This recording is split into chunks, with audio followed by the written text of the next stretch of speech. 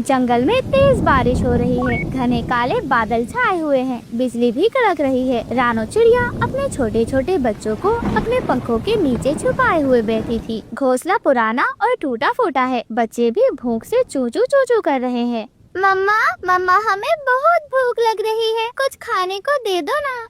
बच्चों, बारिश के कारण बीज नहीं मिला है, लेकिन तुम चिंता मत करो, मैं अभी जंगल से कुछ खाने के लिए ढूंढ कर लाती हूँ। रानो चिड़िया अपने बच्चे को घोंसले में छोड़कर रानो चिड़िया जंगल में उड़ जाती है। हर जगह पानी भरा हुआ था, बीज कहीं भी नहीं मिल रहे थे। तभी उसे एक अजीब सी चमकती हुई चीज दिखाई देती है, एक सुनहरा बीज। अरे ये क्या है? ये तो बीज बहुत अलग दिख रहा है, क्या ये खाने लायक होगा?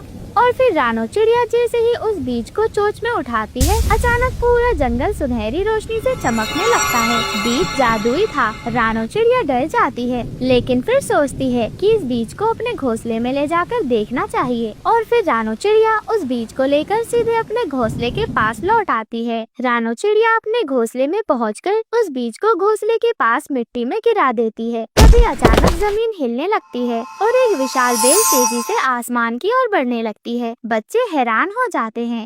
मम्मा मम्मा, ये क्या हो रहा है? ये कोई साधारण बीज नहीं था, ये तो कोई जादुई पौधा है।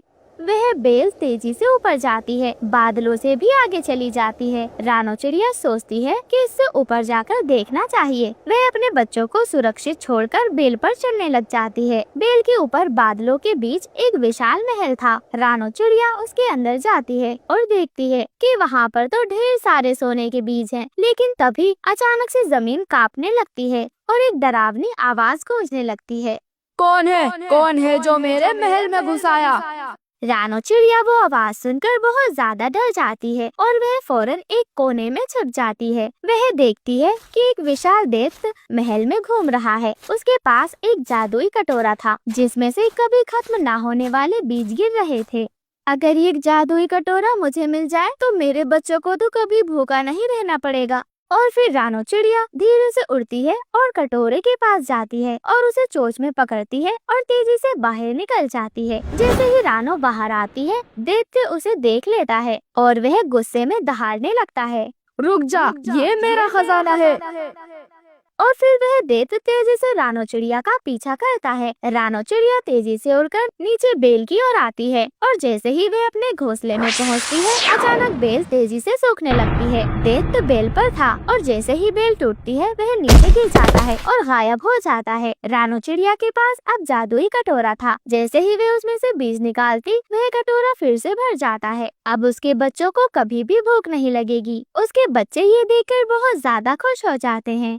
मम्मा मम्मा, अब हम कभी भी भूखे नहीं रहेंगे। हाँ मेरे बच्चों, अब हम हमेशा खुश रहेंगे। अब रानो चिड़िया के पास एक जादुई कटोरा था, जिसमें कभी ना खत्म होने वाले बीज निकलते थे। वह अपने बच्चों को प्यार से खिलाती है और वह अन्य गरीब पक्षियों में भी बीज बांट देती है। रानो रानो, तुमने तो पूरे जंगल को भूख से बचा लिया। अब हमें कभी भी बीज की चिंता नहीं होगी। हमें अब बीज नहीं खोजने होंगे। हाँ, रानो चिड़िया की जय हो रानो चिड़िया की। वही एक पेड़ पर कालू कौवा और गौरी कौवी बैठे हुए ये सब देख रहे थे। वह तो बहुत ज्यादा जलते हैं। कालू कौवा और गौरी कौवी रात को रानो के घोंसले में आ जाते हैं और जादुई कटोरे को चुराने की योजना बनाते हैं। अगर ये जादुई कटोरा हमारे पास आ जाए तो हमें कभी मेहनत करने की जरूरत ही नहीं पड़ेगी गौरी, बस हमें इसे चुरा ही लेना होगा। हाँ कालू जी, बिल्कुल बिल्कुल सही कहा आपने। फिर सारे के सारे जंगल में हमारी ही बादशाहत होगी। रात होते होते दोनों दबे पांव रानो चिड़िया के घोंसले की ओर बढ़ते हैं। रानो और उसके बच्चे गहरी नींद में होते हैं। धीरे धीरे कालू कौवा कटोरे के पास पहुंच जाता है और उसे चोंच में उठा लेता है। फिर दोनों उड़कर जंगल के एक गहरे कोने में चले जाते हैं। सुबह होते ही जब रानो चिड़िया उस कटोरे की ओर देखती है तो वह गायब था। वह चौंक जाती है। अरे अरे, हमारा जादुई कटोरा कहाँ गया? और फिर रानो चिड़िया पूरे जंगल में उस जादुई कटोरे को खोजने लगती है, लेकिन कटोरा उसे कहीं भी नहीं मिलता। तभी तोता उड़कर आता है और उसे बताता है कि कालू कौवे और गौरी कौवी को उसने कुछ भारी चीज ले जाते हुए देखा था। रानो बहन, जरूर जरूर ये कालू कौवे और गौरी कौवी ने ही कटोरा चुराया है। वही कालू कौवा और गौरी कौवी जंगल के एक बड़े पेड़ के नीचे बैठे हुए थे। वे कटोरे से बीज निकालकर मजे मजे से खा रहे होते हैं। कालू जी, अब हमें कभी मेहनत नहीं करनी पड़ेगी। हाँ गौरी, सही कहा, अब हम जंगल के राजा बन सकते हैं।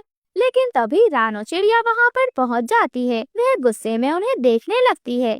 कालू, गौरी, ये कटोरा मेरा है, इसे तुम दोनों मुझे वापस कर दो।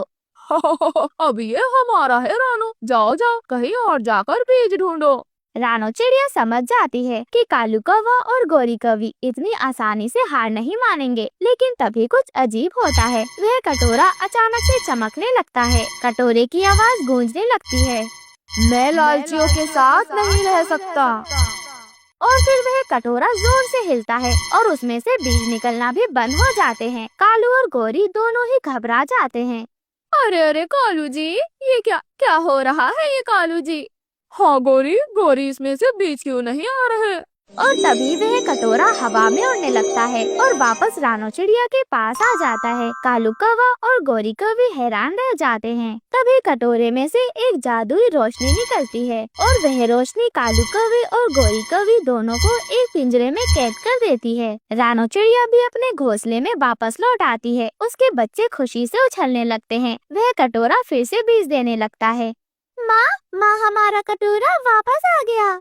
हाँ बेटा, ये कटोरा ईमानदार और मेहनती लोगों के लिए था, लालचियों के लिए नहीं। इस तरह रानो चिड़िया और उसके बच्चे हमेशा खुशी खुशी रहने लगते हैं। रानो चिड़िया और उसके बच्चों ने खुशी और समृद्धि पाली।